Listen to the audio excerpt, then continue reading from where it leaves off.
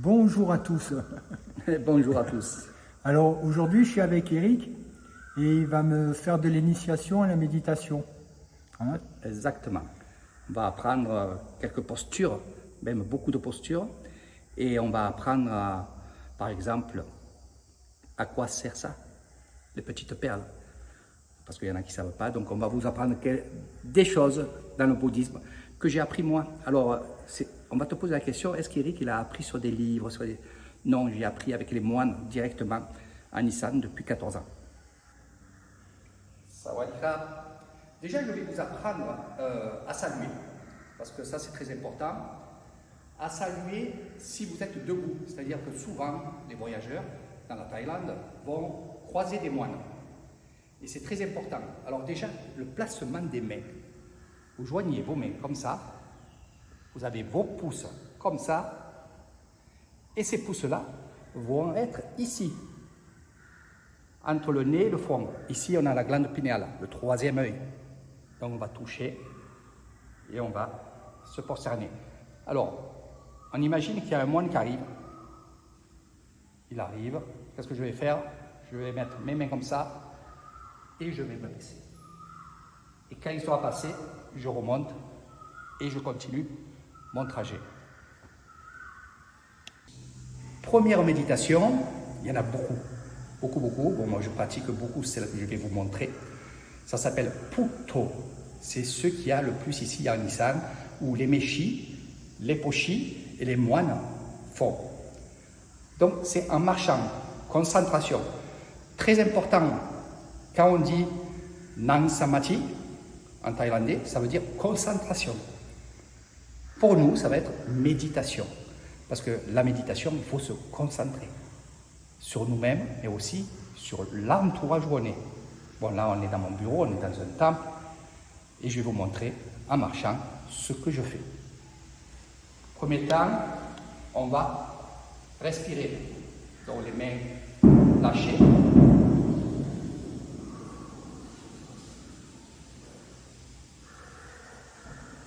Trois fois.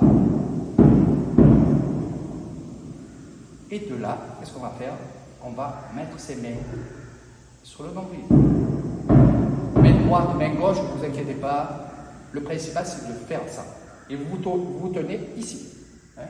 Avec les doigts, comme ça, vous tenez. Donc, c'est pour concentrer la respiration. Maintenant, je ne vais pas parler, je vais marcher. Et regardez bien.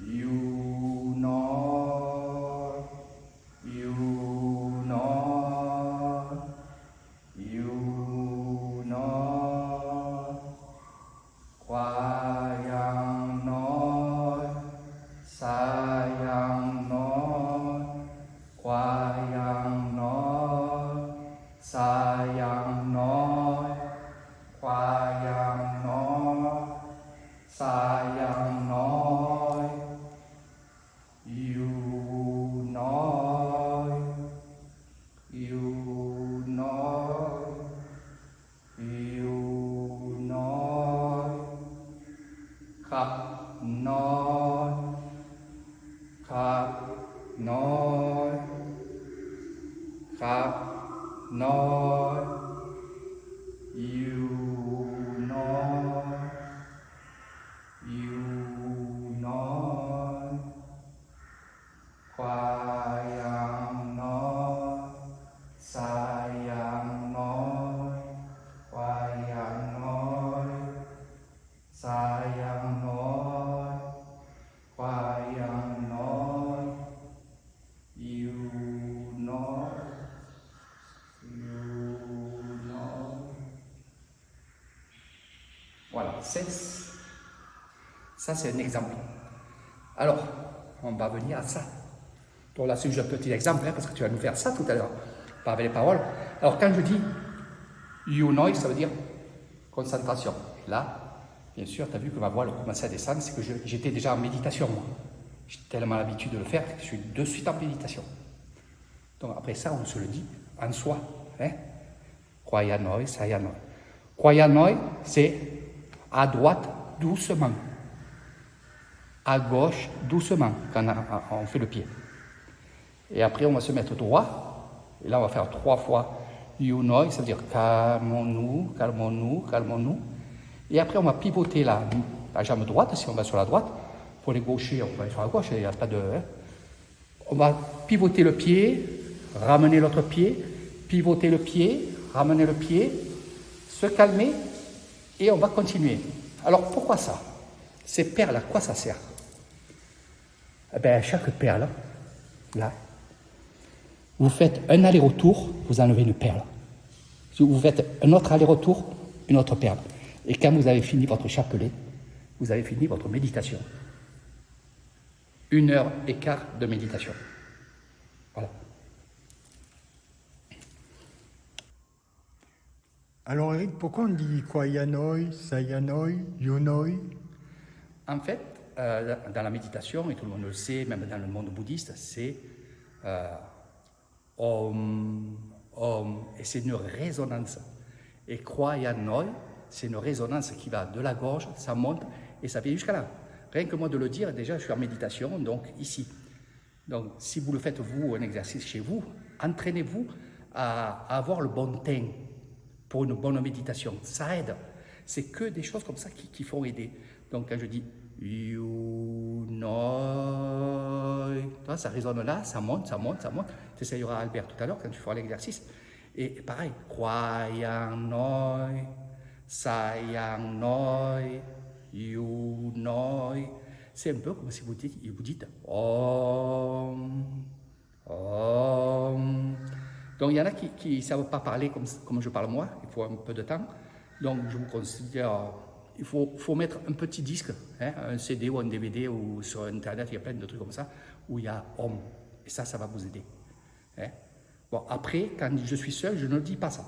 Je le dis à l'intérieur. Là, c'est pour montrer aux gens ce que je fais à l'intérieur de moi. Et après, je vais vous montrer la même parade, on va dire, de méditation avec Pu-To. Et là, c'est pareil. Pu-To, Pu-To. Respirez par le nez, hein, et soufflez par la bouche. Pu-To, Pu-To. Donc, je vais me filmer et je vais vous montrer ça. Ben vas-y. Alors, toujours pareil. Pu-To, Pu-To, Pu-To, Pu-To. Donc bien sûr, moi je vous le dis, et sinon après c'est vraiment Pu-To, Pu-To. Quand on fait de la méditation méditative en marchant, regardez mes pieds. Il ne faut pas écarter les jambes. Sinon, vous allez perdre l'équilibre. Il faut avoir sa distance. Parce que c'est une initiation. La vraie méditation poussée est vraiment une méditation en marchant à 2 temps, 3 temps, 4 temps, 5, 6 temps. Ok, j'appelle 6 temps, les pieds, Albert. Premier temps, pointe. Donc on lève le talon. Deuxième temps, on va monter. Troisième temps, on va mettre le pied devant. Quatrième temps, pointe. Cinquième temps, le talon. On pose le talon, on monte l'autre, et ainsi de suite. Donc c'est tout en décomposition. Ça, c'est vraiment la méthode que je fais moi. C'est celle qui me convient quand je marche pendant 1 heure et demie, des fois plus, des fois plus. Et ça sert à se concentrer. Après, on fera la méditation statique. La méditation statique, on la fait après avoir marché. Jamais on fait le contraire. Hein. D'accord. Toujours, faites la méditation ou en marchant, vous faites que ça, ou marchant et assis, ou allongé, ou sur une chaise, ou alors avec d'autres objets que je vous montrerai tout à l'heure. Mais faites pas le contraire. Hein. Assis et marcher, non. On fait l'effort et après le réconfort. Parce que c'est vraiment la méditation, c'est du plaisir. Voilà. Allez, à toi de faire la méditation, Albert.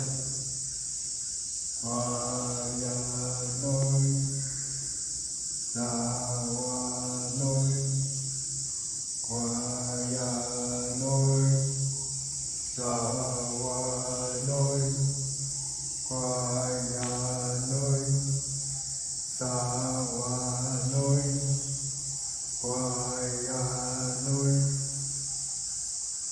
Kwayanoi, Sawanoi, Kwayanoi, Sawanoi, Yunoi, Yunoi, Yunoi.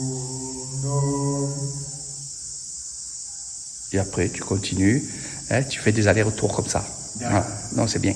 Donc là, maintenant, tu sais les mots. Tu peux te les dire à l'intérieur. Tu verras, tu auras la même résonance. C'est pour ça qu'il faut bien le travailler. Il faut travailler ça. Alors, tu m'as dit aussi qu'on pouvait méditer. Je vois souvent les moines balayer et on sent qu'ils sont en pleine méditation, qu'il se passe quelque chose. Alors, tu pourras peut-être m'expliquer? Eh ben, je vais t'expliquer une chose.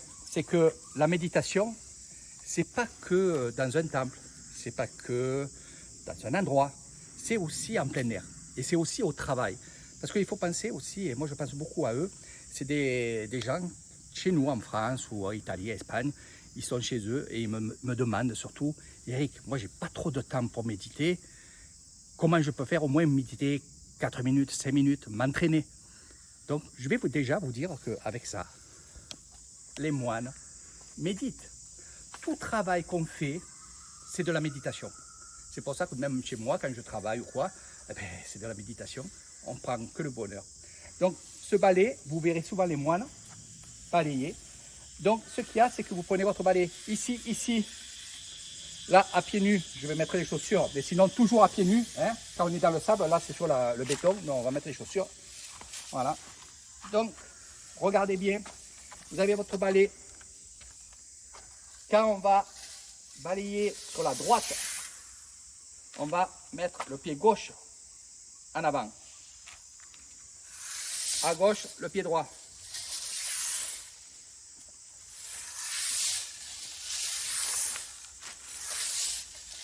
Donc là, je décompose un petit peu.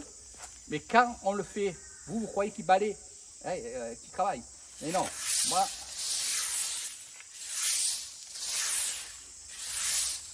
Le but de la méditation, c'est de prendre le contrôle de notre corps et de notre cerveau, notre nous à nous. C'est nous qu'on va contrôler notre... c'est pas être un robot. Parce que la vie, on se rend compte qu'on est des robots. Il faut faire ça à droite, il faut faire ça à gauche, il faut faire ci, il faut faire là. Et le cerveau, lui, il mémorise tout ça et tout le temps, c'est le robot. Là, on va décomposer tout. Et je te dis, même en mangeant, on peut méditer. C'est-à-dire que vous êtes sur une table, il y a une assiette, vous allez prendre votre fourchette, alors doucement, doucement, doucement, vous allez prendre votre fourchette, on imagine, hein, bien sûr. On va prendre la fourchette, on va la soulever, on va la mener au plat qu'on est en train de manger, on va enfoncer la fourchette, on va monter à la bouche, on va ouvrir la bouche, et tout ça décomposé. D'accord. Tout décomposé. Au même rythme que tu viens de le faire. Exactement. Après, chacun fait son rythme. Mais le rythme, c'est ça. Ça, c'est une grosse méditation que moi, j'ai appris. Pour moi, quand j'ai vu ça, je me suis senti à l'aise et je suis beaucoup là-dedans. Donc, c'est très, très dur. Parce que rester aussi statique comme ça, dans un lieu magique, sous les arbres, au bord de l'eau, mais statique comme ça, sans bouger pendant 10 minutes, un quart d'heure, après repartir en marchant. Mais des fois, je reste plus longtemps. Fermer les yeux ou alors ouvrir les yeux. Et il faut savoir faire plein d'exercices. On ne peut pas tout mettre sur la vidéo, mais il y a des exercices que je fais qui sont drôles. Mais les gens ils se disent, mais c'est incroyable. C'est incroyable que je ne le sais pas, ça.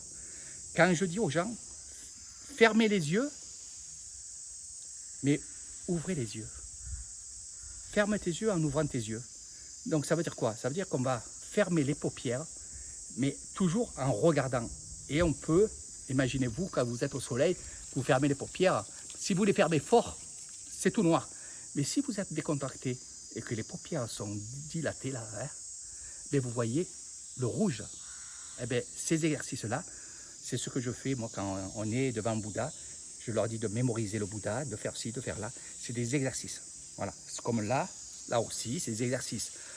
Vous êtes chez vous en train de travailler, ou alors au bureau, vous avez 5 minutes, eh bien, mettez-vous sur votre bureau, les mains croisées, mettez votre front sur vos mains et restez 5 minutes tranquille. Tranquille. Voilà, c'est ça la méditation, c'est repomper, en fait, recharger nos batteries. Voilà. D'accord. Et ça sert beaucoup. Il y a beaucoup de gens qui sont au travail, des hauts placés, qui me contactent pour justement qu'ils soient un peu plus forts dans leur meeting, des choses comme ça. Donc je leur apprends à être zen. Et c'est vrai que c'est du bon.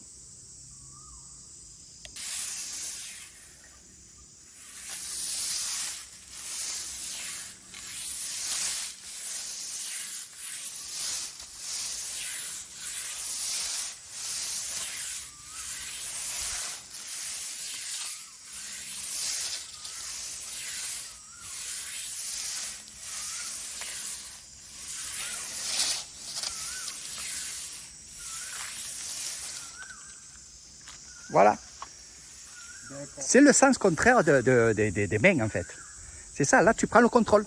Sinon, si tu balayes comme tu dis, allez vas-y balaye, et que je t'ai pas dit ça, tu verras que ça aurait été autrement. Faites laisser vous chez vous, ça sera autrement.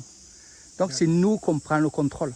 C'est ça le truc. Le but de la méditation, prendre le contrôle pour maîtriser notre corps, notre esprit, nos sens et tout ça, voilà, qui va dans le bouddhiste et surtout dans la méditation. Alors il y a aussi, j'ai vu souvent, il y a des tapis pour l'emplacement du moine. Eh oui. Alors, là vas-y. aussi. Donc ça c'est des conseils, évidemment. C'est des vrais conseils. Et il faut se comporter comme ça. Donc en Nissan, vraiment, on est à cheval. Donc vous verrez toujours une statue de Bouddha ou un endroit avec un tapis. Que ce soit un homme ou une femme, on ne s'assoit pas dessus. Même pour faire des photos. Si vous Ni voulez marcher. ni marcher dessus. Ah non, ni marcher dessus. Ni prendre le tapis Et le pousser. Le pousser. Jamais. Jamais. Si vous le faites, qu'il n'y a personne, mais non, c'est pour vous. Hein. Soyez correct avec vous. Donc ce que vous allez faire ça en mauvais, c'est votre intérieur qui est mauvais. Hein, je dis toujours ça. Donc si vous voyez un tapis comme ça, avec vous voulez faire une photo, mettez-vous devant. Vous mettez devant. Vous faites la photo. Si vous voulez être assis, vous vous mettez assis devant. Sinon, pas sur le tapis. C'est la place du moine. Exactement. Même là, Albert, tu vois, on est sur une plateforme. Tu peux montrer sur le côté, là, c'est une plateforme. Oui, c'est surélevé. Voilà. Oui, tout le tour. Là, on est sur un grand rectangle. Voilà, ça, c'est que pour les moines. C'est que pour les moines. Et c'est même pas pour toi ni pour moi. Bon, ça va, moi, c'est mon bureau. Comme je l'appelle, c'est mon bureau. Donc, j'ai l'autorisation de faire pas mal de choses ici, parce que je suis, on va dire, professeur de méditation. Et le grand moine le sait, tout le monde le sait ici. Et même les femmes ne peuvent pas monter dessus. Par rapport à moi, on fait des exercices dessus. C'est toléré, parce que vous êtes étranger, et moi, que je vous apprends la méditation, je vous apprends beaucoup de choses sur le bouddhisme. Donc, on est toléré ici. Par contre, si vous allez ailleurs, que je ne suis pas avec vous, ne le faites pas. Si vous voyez une plateforme, si vous voyez des moines, allez les voir. Vous vous mettez à 2 mètres d'eux, vous rejoignez aux mains, et à la limite, si vous ne parlez pas thaïlandais, et c'est la plupart des gens qui veulent faire des belles photos, c'est normal. Si vous faites ça, tu leur dis, vous restez la main comme ça, photo ici, et là, il pourra vous dire oui. D'accord? Donc, c'est juste avec des gestes. Même français. C'est ce que je faisais, moi, au tout début, quand je ne parlais pas thaïlandais. Ben, moi, je le fais avec tous les tailles, il n'y a pas qu'avec les moines. Hein. Chaque fois avec la main comme ça. C'est un acte de respect. Ça veut dire que le moine sait que vous ne voulez pas faire une photo pour faire le selfie, pour faire... Voilà. Vous voulez faire une photo parce que c'est Bouddha. Donc, même, il y a plein de trucs comme ça. Même les gens des Thaïs, quand vous photographiez le peuple thaï, demandez-leur toujours si vous pouvez les photographier, les filmer. Avec un geste, ils comprennent. Voilà. Et ils font ça avec plaisir. Mais bien sûr, même pour parler de photos avec les Thaïlandais et les Thaïlandaises, vous faites signe, je peux vous prendre une photo. Et après, ce qui est bien, et surtout quand vous faites des photos avec des grands-pères, pas des jeunes, hein, les enfants, non. Après, je vous dirai des choses sur justement les enfants, pour comment se comporter. Ça, c'est bien à savoir aussi. C'est des astuces et il faut se comporter comme ça. Après, Albert, comme je t'ai dit, je suis à Nissan, je vis à Nissan. Donc c'est le grenier de la Thaïlande, je suis vraiment dans le monde bouddhiste, tu le sais, matin, midi et soir. Et donc je peux vous dire plein de trucs sur ça. Alors quand vous faites des photos avec les grands-parents, les grands-mères, tout ça, qui sont en train de manger, de ci, de là, eh bien ce qui est bien, vous faites une photo avec le sourire, toujours le sourire. C'est le passe-partout, mes amis, c'est le sourire. Le sourire, vous faites une photo, vous vous approchez tranquillement et vous leur montrez la photo. Vous leur montrez que, et là vous dites, consué, ou alors avec le geste, vous faites ça, un air de dire, ben, c'est une belle photo, vous êtes belle dessus. Tout passe avec les paroles, avec le sourire, avec le cœur. Donc là, on est vraiment avec le cœur, surtout la méditation, le monde bouddhiste, c'est que avec le cœur. Donc si vous parlez avec le cœur, il n'y a aucun problème. Ne parlez pas business, ne parlez pas si... Non, parlez avec votre cœur. C'est le plus beau. Il n'y a pas de belle parole qu'avec le cœur. Et la méditation, il ne faut pas oublier, c'est le cœur. C'est le deuxième cerveau. Et le deuxième cerveau qui est ici est plus fort que celui qui est ici. Parce que là, on ne se trompe pas. Ici, on peut se tromper. On peut tromper la personne. Il y aura des méchancetés, des choses là. Mais quand on parle avec le cœur, on ne fait pas de mal. Alors là, il va me montrer comment on fait de la méditation assis. Voilà. Donc, pour les plus vieux, vous pouvez faire un demi-lotus, c'est-à-dire que cette jambe dessus, bon, j'ai un peu plus l'habitude. Mettez-vous un tapis. Comme ça, vous avez l'os là, du bas, qui est vraiment posé sur le carreau. Là, ça va vous faire mal pour la méditation. D'accord? Donc, vous pouvez vous mettre comme ça. Vous pouvez vous mettre en croiseur. Comme ça, aussi. Parce que n'oubliez pas qu'on va faire de la méditation, ça peut durer 5 minutes, 10 minutes, un quart d'heure, jusqu'à 1 heure de temps. Donc, allez, on va se mettre comme ça sera plus simple pour les gens. Vous avez une main ici, la main droite, vous la mettez ici. Main gauche ici. Le pouce, vous les tenez, vous faites comme ça. Pour ceux qui vont me dire, oui, mais moi je fais ça. Vous pouvez aussi, ça c'est pour les énergies. Ça aussi, c'est pour les énergies. La pyramide en bas, en haut, non. En bas, c'est un capteur d'énergie. D'accord? Et quand vous faites ça, regardez, capteur d'énergie. Et là, vous mettez bien droit. Vous respirez très profondément.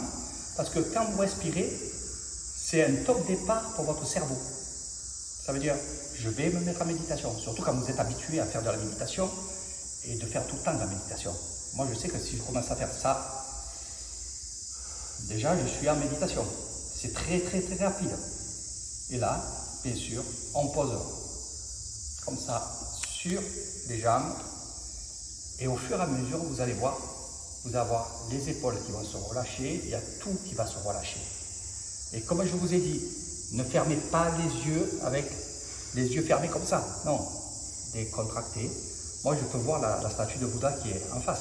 J'ai les paupières fermées, mais je vois la statue. Pour les personnes qui vont dire qu'il faut tout oublier, non. Vous ne pouvez pas, en méditation, vous ne pouvez pas tout oublier. Il y aura des passages où il y aura... Mais vous êtes inconscient de ça. Vous allez être bien, donc vous allez passer 2 minutes, 3 minutes, 30 secondes, où vous allez être bien. Et après, vous allez reprendre. Et après, vous allez reprendre la méditation. Ainsi de suite, ça va faire des séquences. Mais à la force de faire de la méditation, on va espacer ce temps qui est meilleur. Tu vois? Et moi, je dis aux gens, faites des exercices, toujours des exercices. Il a fallu, moi, 5 ans de méditation intense. Et pourquoi ici, j'appelle ça mon temple? Parce que, justement, ici, c'est là où j'ai médité et c'est là que j'ai appris à méditer. Et c'est là où j'ai senti la méditation.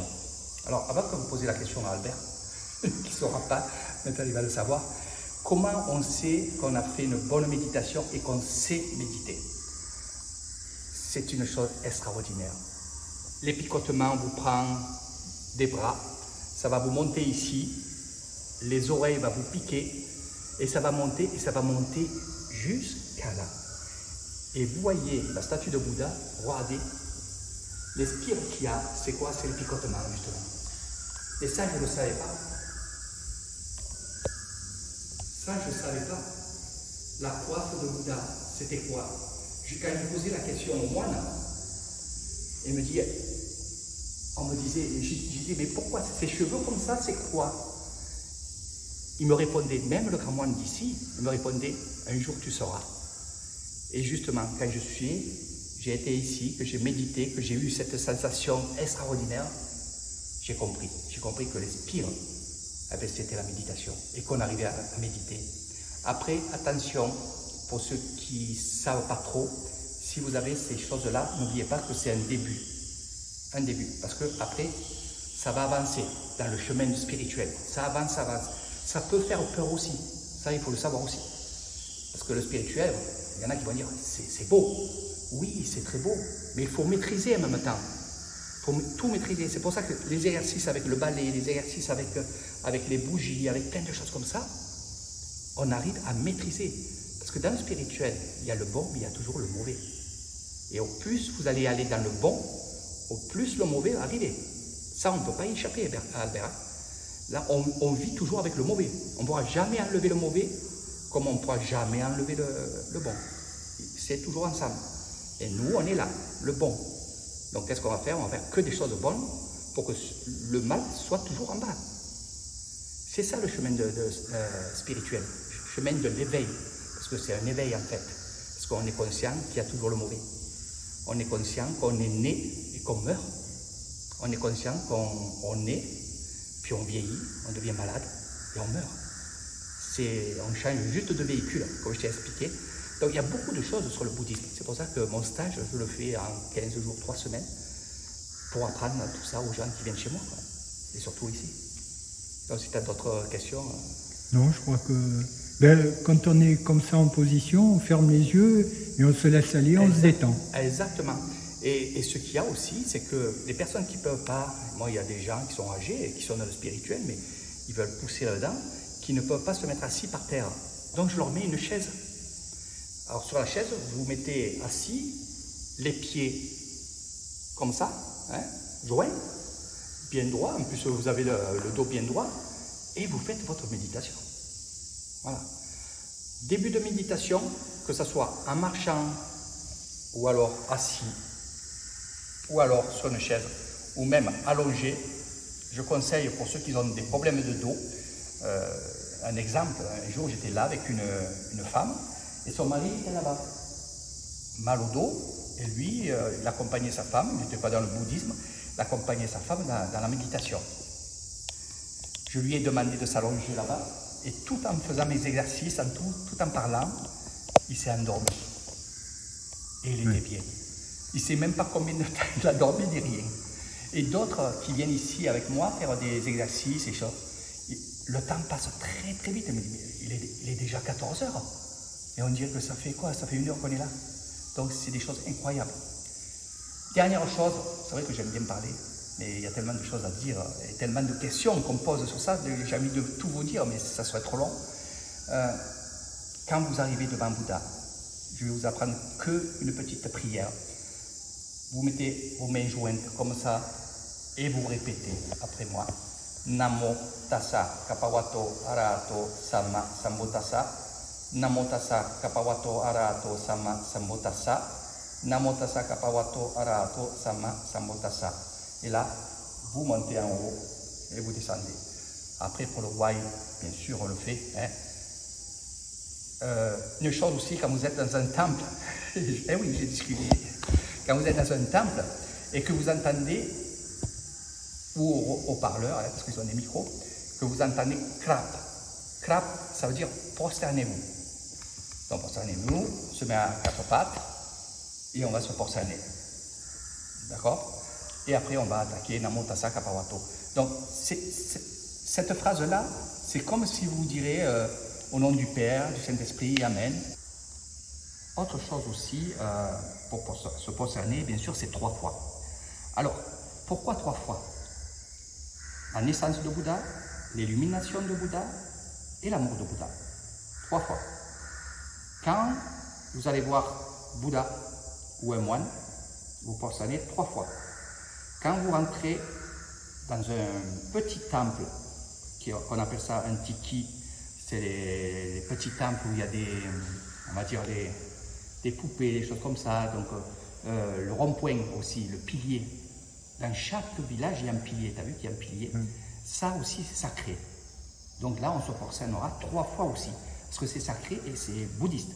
En fait, ce qu'il faut savoir, c'est que ces lieux-là, où ça fait des petites cabanes, ou alors comme pilier selon les villages, eh bien, ce pilier-là a été mis par la population, mais par les moines. Parce que c'est comme ça qu'on crée un village.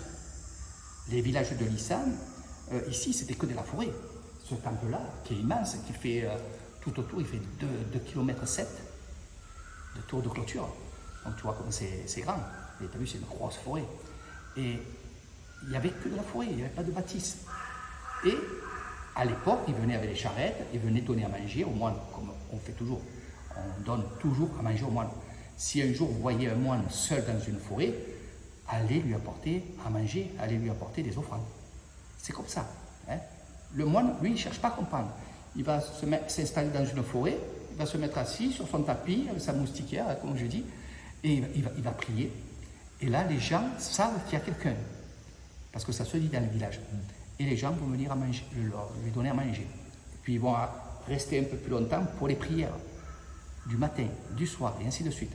Et c'est vrai qu'à l'époque, dans la forêt où il y avait ces moines-là, eh bien, les gens, ils arrivaient de 2-3 km à la ronde pour y donner à manger. Après, ils se sont dit, écoute, maintenant, ce que serait bien, c'est de rester sur place. Donc, c'est comme ça qu'on crée des petits villages. Donc, ils sont restés sur place et de là, ils ont mis un pilier sacré. C'est la bienvenue aux gens. C'est de la bienvenue aux gens. Et quand tu dis se prosterner 3 fois, c'est mettre les mains au haut du visage et baisser la tête 3 fois, ou se mettre à genoux. À genoux, exactement. Mettre... Il y a des gens qui ne peuvent pas parce qu'à rapport aux jambes. Tu peux nous montrer comment on se prosterne à genoux, s'il te plaît? Ouais. Donc là, le mieux c'est comme ça. Comme ça, vous ne faites pas mal aux jambes. Donc, dès qu'on va dire clap, vous allez prendre vos mains. Ancheli, Lanka, Apiwa. Ancheli, Lanka, Apiwa. Ancheli, Lanka, Apiwa. Ancheli. D'accord? D'accord. Regardez bien. J'ai les mains comme ça. Je fais ça. Pourquoi? Parce que quand je vais me prosterner, ça fait le front. Il faut que le front touche le parterre. Donc en faisant ça, regarde bien, Albert. Tac. Et ça reste toujours là, à la glande pinéale, dans le 3e œil. On est toujours connecté. Et là, quand vous avez fini la prosternation, à Piwa, vous restez comme ça, et là le moine va vous parler. Et une fois qu'il a parlé, vous pouvez descendre vos mains. Là, voilà. Pourquoi j'ai fait ça? Parce que la plupart ne peuvent pas se prosterner parce qu'ils ont mal aux genoux. En faisant comme ça, on peut. Hein? Toujours les pieds à l'opposé de Bouddha. Jamais mettre les pieds devant. C'est malsain. D'accord? Oui, les pieds sont considérés comme impurs en Thaïlande. Nos pieds, pas le pied du Bouddha. Oui, nos pieds. D'accord? Hein? Ça, voilà. Parce que nous, on marche à droite, à gauche. Bouddha est pur. Hein? Ça, il faut le savoir aussi. Il y a plein de choses que c'est tellement simple qu'on oublie les choses simples. Hein? Et là, au point de vue méditation, on a fait déjà la base. Tu as fait la base, ouais, je vous ai donné la base. Après, c'est vrai que beaucoup de gens, comme là, dans un mois, je vois une personne qui va venir pour 1 mois de stage, là, ça va être poussé. Oui, bien sûr. Donc, qu'est-ce qu'il va avoir? Il va avoir en premier temps, parce qu'il y en a qui vont te le demander à la personne, c'est pour ça que je préfère le dire là direct. En premier temps, les personnes qui viennent me voir, on va les faire passer, je vais les faire passer devant le moine guérisseur qui est là-bas, qu'on est allé, d'accord?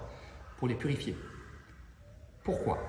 Parce que nous, quand on va faire une boîte, comme moi j'ai fait une boîte, je suis resté 1 mois dans un temple, j'ai fait le boîte, j'ai fait la purification. Donc raser la tête, les sourcils, et pendant 3 jours on a fait la fête de purification. Les gens qui arrivent chez moi, on ne peut pas faire ça.